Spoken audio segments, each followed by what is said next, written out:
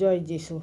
পরে ফরিসীরা বাহিরে আসিয়া তাহার সহিত বাদানুবাদ করিতে লাগিল।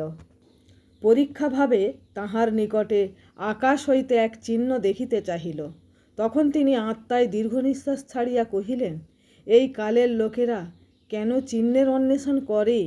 আমি তোমাদিগকে সত্য কহিতেছি, এই লোকদিগকে কোনো চিহ্ন দেখানো যাইবে না।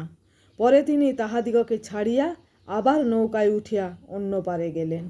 আর শিষ্যগণ রুটি লইতে ভুলিয়া গিয়াছিলেন। নৌকায় তাহাদের কাছে কেবল একখানি ব্যতীত আর রুটি ছিল না। পরে তিনি তাহাদিগকে আজ্ঞা করিলেন, সাবধান তোমরা, ফরিসীদের তাড়ির বিষয়ে ও হেরোদের তাড়ির বিষয়ে সাবধান থাকিও। তাহাতে তাহারা পরস্পর তর্ক করিয়া বলিতে লাগিলেন, আমাদের কাছে তো রুটি নাই। তাহা বুঝিয়া যীশু তাহাদিগকে কহিলেন, তোমাদের রুটি নাই বলিয়া কেন তর্ক করিতেছ? তোমরা কি এখনও কিছু জানিতে পারিতেছ না, বুঝিতে পারিতেছ না? তোমাদের অন্তঃকরণ কি কঠিন হইয়া রহিয়াছে? চক্ষু থাকিতে কি দেখিতে পাও না? কর্ণ থাকিতে কি শুনিতে পাও না?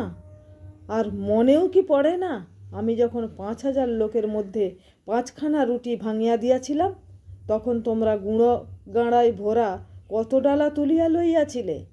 তাহারা কহিলেন, 12 ডালা। আর যখন 4,000 লোকের মধ্যে 7খানা রুটি ভাঙিয়া দিয়াছিলাম, তখন গুঁড়ো গাঁড়ায় ভরা কত ঝুড়ি তুলিয়া লইছিলে? তাহারা কহিলেন, 7 ঝুড়ি।